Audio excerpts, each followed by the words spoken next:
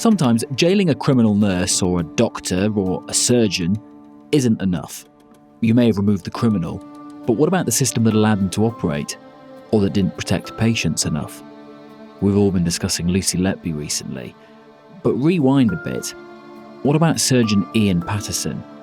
Ian Patterson was jailed for 20 years in 2017 for carrying out unnecessary and unsafe operations.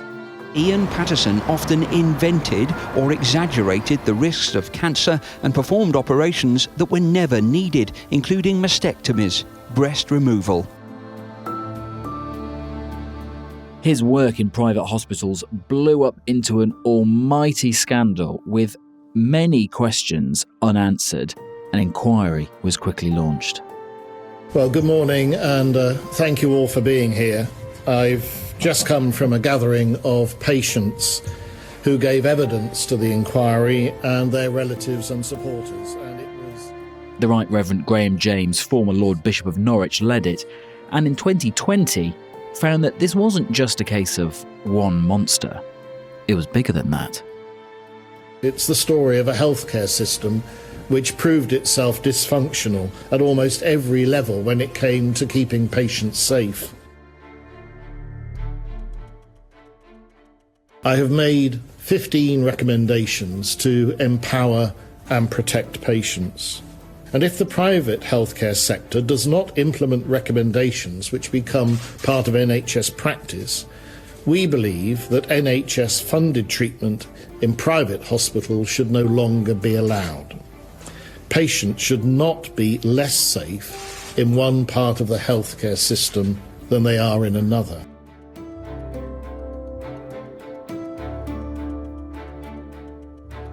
The Sunday Times has found that not only have many of Graham James's recommendations not been implemented, but unnecessary surgeries in private hospitals are being carried out every year. Still, as more and more NHS patients are being sent into private care to ease the eye-wateringly long waiting lists, there's one question that should concern us all. You're listening to Stories of Our Times from The Times and The Sunday Times.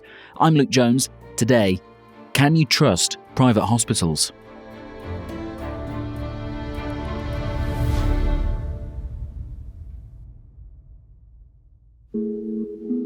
I'm Shaun, Lintern, health editor at The Sunday Times. And before we get into some of the things that you've uncovered in this reporting, just take us back to Ian Patterson, the surgeon, and what he was found to have done. Yeah, so Ian Patterson was a surgeon working in the West Midlands, and he was ultimately sent to prison for 20 years for carrying out surgery on patients when they didn't need it. He was largely a breast surgeon in the West Midlands, operating on women and men who he told them they had cancer when in fact they didn't. During the trial, the jury heard a succession of patients describe a pattern of behaviour, how Ian Patterson told them they were at risk of cancer, had pre-cancerous cells and needed to have lumps or entire breasts removed. But expert witnesses told the court the risk was non-existent or greatly exaggerated, and that no reasonable surgeon would have acted in the way Ian Patterson did. And in fact, we now know that he operated on hundreds of patients and harmed many of them. Millions of pounds in compensation has been paid to his victims. And when he was really discovered, and this all blew up several years ago, he was sentenced in 2017. A lot of people at that point were very concerned about what he'd been able to achieve and how he lacked the kind of scrutiny and oversight that people thought would have been standard, really. And that's where we started to get calls for investigations and an inquiry. And then in 2020, we had the results of the inquiry into Ian Patterson, and that really did raise very serious questions about how doctors and surgeons like him are operating in the private sector, to what level of oversight and scrutiny they're under.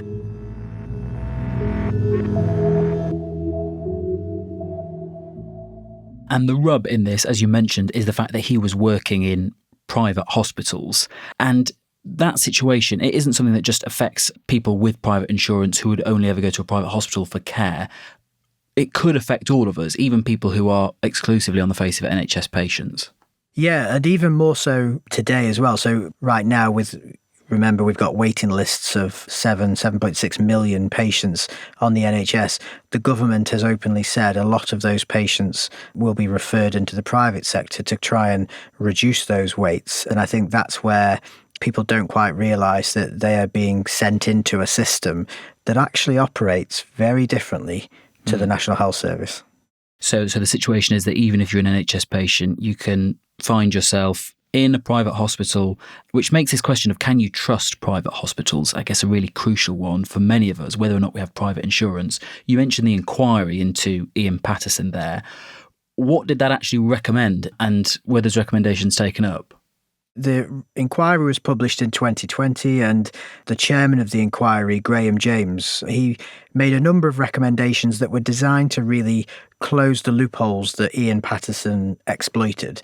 And this includes things like operating under what's known as practicing privileges, where the consultant almost effectively rents a room from the private hospital. They're not an employee, and so they don't have the same sort of oversight as an employee would. And the private hospital companies can kind of avoid liability if something goes wrong. He also made recommendations about insurance and ensuring that patients could be protected and if something goes wrong, get compensation. But unfortunately, here we are years later, and some of those recommendations have still not been acted on. And I spoke to Graham James for this investigation, and he was quite clear to me. He said the majority of the recommendations of the Patterson inquiry have been agreed in principle by the government, but even allowing for the pandemic, it is disappointing that more have not been fully implemented. And to that effect, it is still the case that, unnecessary surgeries are still happening in private hospitals? What have you been able to find? Yeah, so that's been one of the key areas I wanted to investigate. And I'm afraid we found some quite shocking information there because, it's difficult to get data on purely private patients. That doesn't really exist, or it's not easily accessible, but we are able to get data on what happens to fully funded NHS patients who are sent in to private hospitals. And what we found was that in the 4 years to March 2022, almost 800 NHS patients who were treated privately brought claims for negligence that cost the NHS more than £54 million. The largest category of claims, with around 210 cases, were for patients who'd had surgery that was later found to be completely unnecessary. So 210 cases of that, costing the NHS more than £10 million and compensation. And I think that's quite shocking there. We can show hundreds of patients being given treatments and surgery that they didn't need.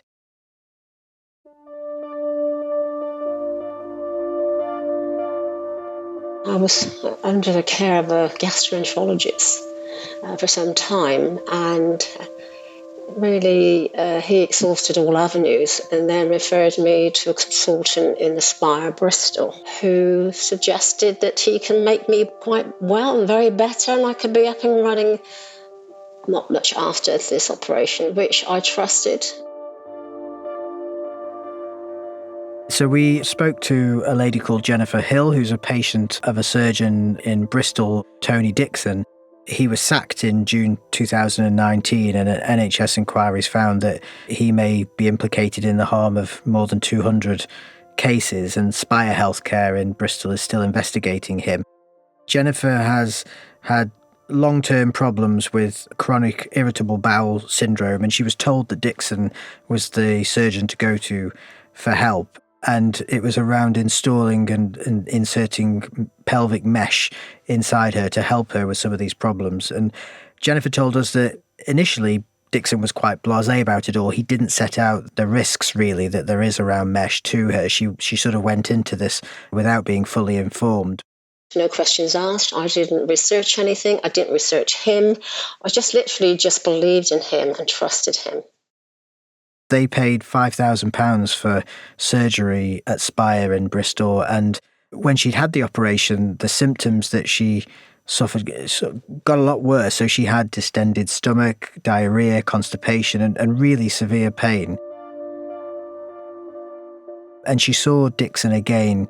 He did some diagnostic test, and then he gave me the bad news that my colon was dead and it needed to be removed. He decided to operate again, and he'd removed her colon. I didn't expect that, and again, hindsight's a wonderful thing. I ought to have challenged that and asked for more evidence. She is convinced, and she's been told subsequently by other clinicians that was absolutely unnecessary surgery and she should never have had it. He also replaced the original mesh with a different version. And again, she did not consent to that and is pretty clear that shouldn't have happened. And years on, unfortunately, she has suffered terribly. My bowels don't work. It's very, very difficult. I've got a very poor diet, I have to pre-order food. I have to take food with me. I can't go on an aircraft because obviously you can't cater for my diet.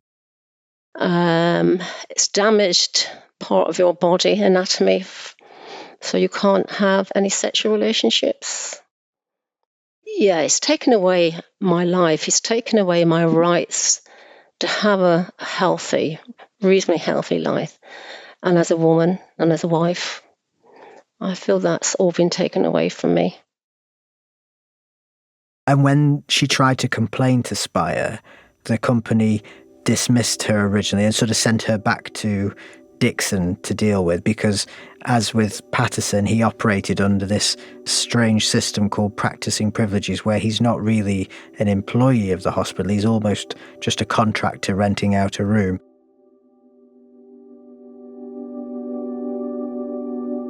At the moment, we think with Tony Dixon, more than 370 women have been reviewed by the NHS and Spire. A majority of them have been told that their care was substandard. Dixon is facing an investigation by the General Medical Council, which is due to start this week. I did reach out to Tony Dixon to see if he'd want to talk about this, and unfortunately he declined to comment, citing patient confidentiality. So, Shaun, if you've reported on how this has happened in the past, how this is still happening to a certain extent for many patients, what about the question of how people go about righting these wrongs and actually getting compensation? Yeah, exactly. When something goes wrong, people deserve to have investigations and they deserve compensation ultimately for negligence. And I really wanted to look at that side of the equation as well. And so we looked at the rules around compensation, the rules around insurance, and to be honest, it opened a real can of worms that I hadn't expected, and some quite shocking findings that I think most people would just be aghast at.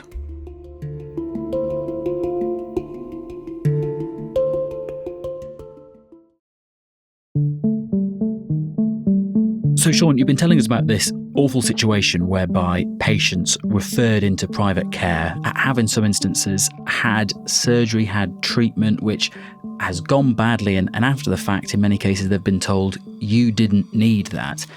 For people who find themselves in that situation, we heard from Jennifer earlier on, but in terms of others, what do they do next in trying to actually claim compensation for that?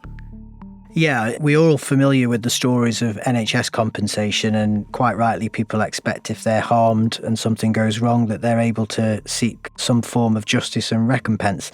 Actually, what I've discovered is that in some cases private patients can be denied even a penny, even where they have a ruling that they were treated badly and a judge has ordered payment, that it is still possible not to receive a single penny of compensation. And that's what happened to Clive Worthington, whose daughter Gina we spoke to, and unfortunately a very tragic tale.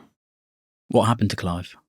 So Clive Worthington was a dental patient, and as his daughter Gina told me, he'd struggled with dental problems for a long time. He'd had dentures, but he found them really uncomfortable, so eventually he decided to get dental implants. He decided to use a small amount of savings that he had to get implants done in the hope that would solve his issues.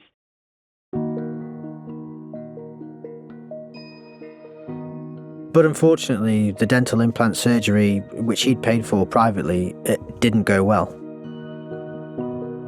It went wrong really from the start. They'd actually put in the wrong number of implants. It was causing him nerve pain. They were misaligned. There was like a whole list of things, and as time went on, they were beginning to break out and all sorts. But the main thing was he was in discomfort. He was in a lot of pain with it. So Clive eventually filed for compensation and he took the dentist to court. And he won. The court awarded him £117,000 in compensation against the dentist. He'd paid thousands and thousands of pounds in order to have an expert report that he relied on in court. So he'd paid out money on top of what he'd already paid to the dentist for the work done. But obviously he was pleased that finally he felt there'd been some justice, and that with that money that had been awarded him, he would be able to afford to have the remedial work done that would potentially get him out of the pain that he's been in all this time.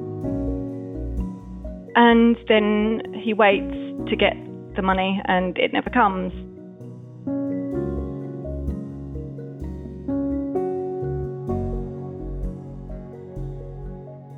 Even though he had that judgment, the insurers for the dentist were able to exercise something that is called discretionary insurance cover, and that is, as the name suggests, entirely discretionary on their part. So despite the judgment in Clive's favour, the insurance company just literally walked away. And the General Dental Council, the regulator for dentists, actually found this dentist guilty of misconduct in 2019. And despite all of that, Clive never received a penny. The General Dental Council itself has called on the government to toughen insurance requirements, and that was, as we mentioned earlier, a recommendation from the Patterson inquiry as well. It still hasn't been done. And Gina said to me, and it stuck in my mind really, she said, a patient could be sitting in the dentist chair right now and essentially be uninsured and not even realise it. And I think that's quite frightening. And I don't understand, though, how that can be the case, that the insurance can be discretionary. Well, unfortunately, with clinical negligence and compensation, it comes down to money. That's ultimately the only way you can ever really get justice as such. And so somebody has to write the cheque. And in some of these cases, these insurers they're almost effectively, as with Clive Worthington's case, a kind of insurance protection society. There are different organisations that are created in this sense, and they insure to a certain level. And I think one of the problems is there is no requirement on clinicians to have a set level of compensation. So you can hit a threshold that is effectively too much for the insurer, and they will just literally activate their discretion and turn their back on the patients. I think in modern day Britain, a lot of people will struggle with how can this possibly be the system that we've got? But this is absolutely what we're left with. And so you can even have the situation where you have someone like Clive Worthington who has dangerous surgery, court has found that to be the case, compensation is due, and yet the insurance company can get out of it for whatever reason. And this isn't just dentistry as well. It goes even further beyond that. No, I think that's important to say. Clive is an example of something that affects the whole private healthcare sector. So it isn't just dentistry. But yes, in his case, the insurer, the Dental Defence Union, they exercised this option to withdraw cover of the dentist and they walked away. It's actually never explained why it made that decision, much to the, causing further grief to Clive's family as well. Dad, in nearly exactly a year ago, took his own life.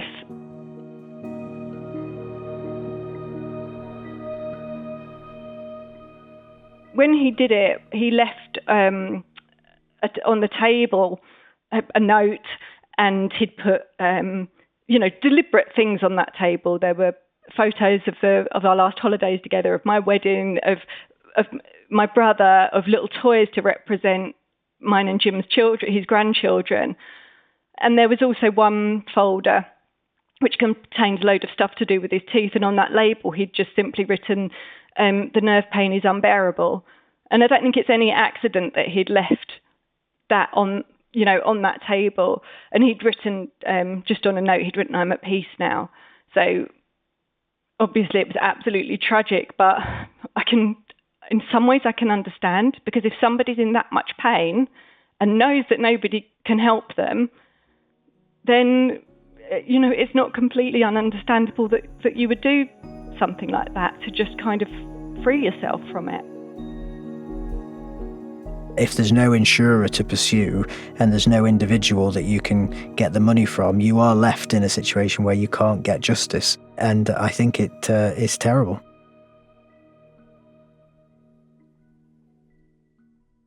You mentioned practicing privileges a little bit earlier on in this context. Just explain what that is and how that fits into the problem. Yeah, so practicing privileges is effectively the consultant is working in the private hospital. They're operating on patients who've come to that hospital thinking it's part of a group, like, for example, Spire Healthcare, where Ian Patterson worked.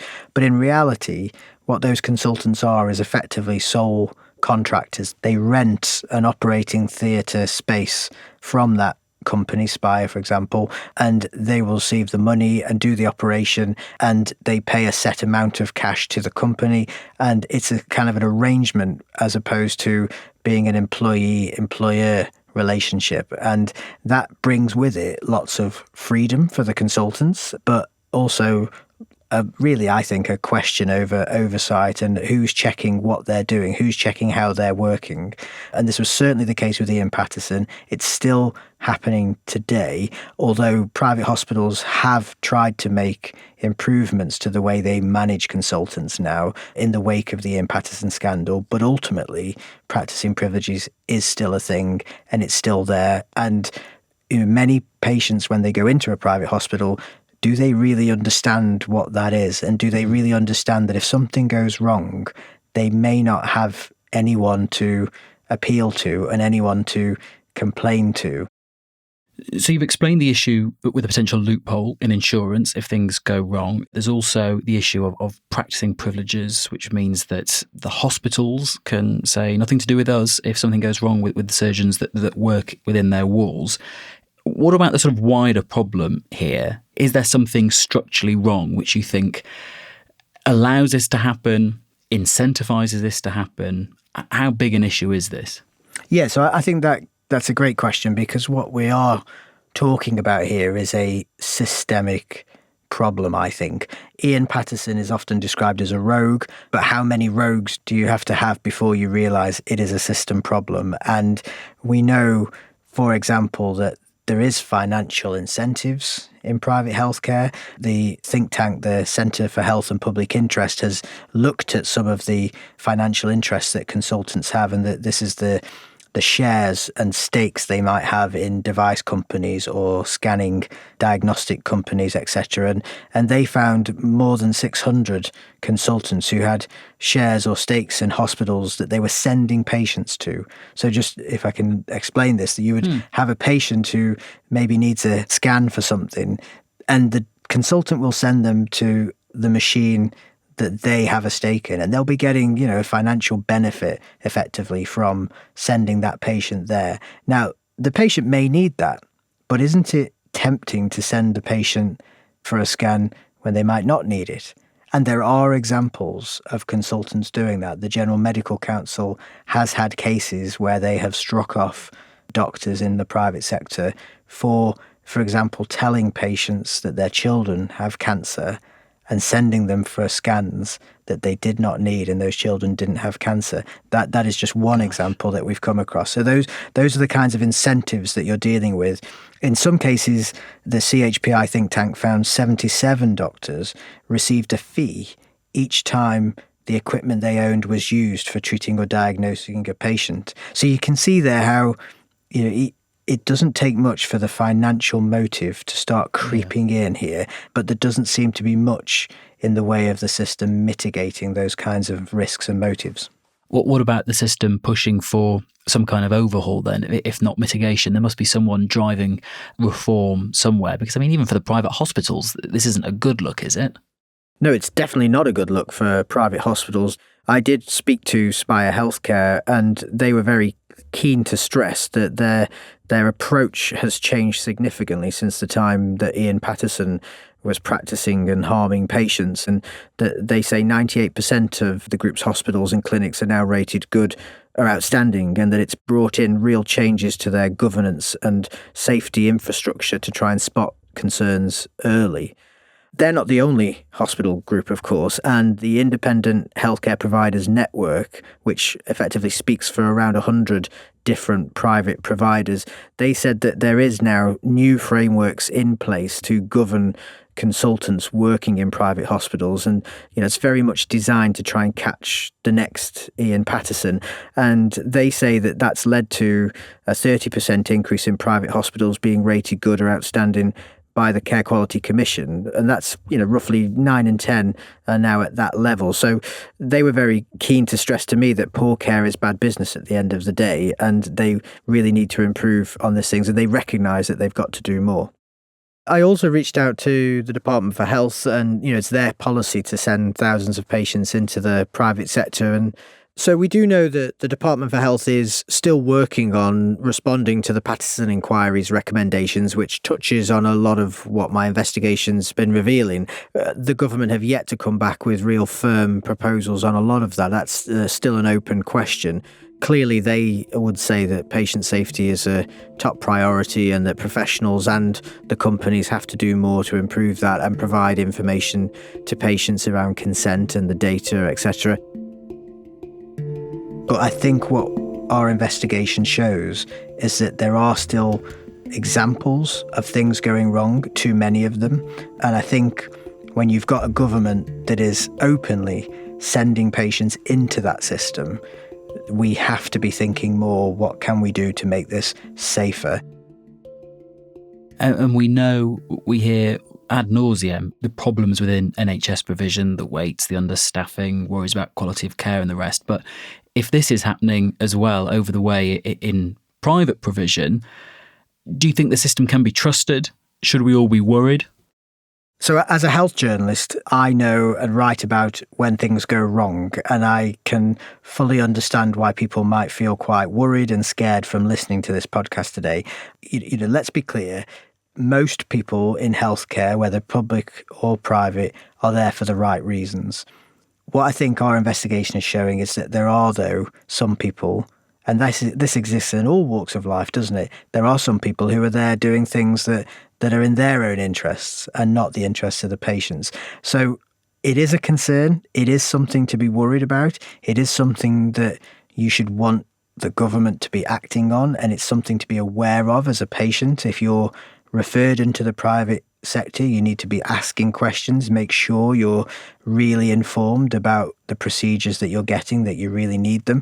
Are you asking questions about the insurance and the insurance level that the consultant has got? And ultimately, I think this is going to come down to doctors and companies themselves are going to have to get a grip of this, because public confidence in our private healthcare system could be rocked to the core if we have any more examples of rogue surgeons. And sadly, I think those will come.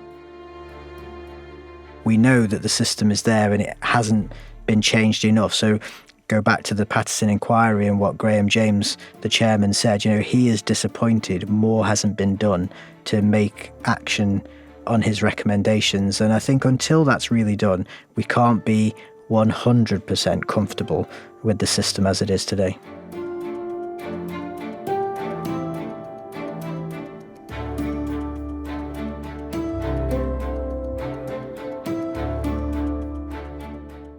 You've been listening to Stories of Our Times, a podcast brought to you thanks to subscribers of The Times and The Sunday Times, with me, Luke Jones, and my guest health editor for The Sunday Times, Shaun Lintern.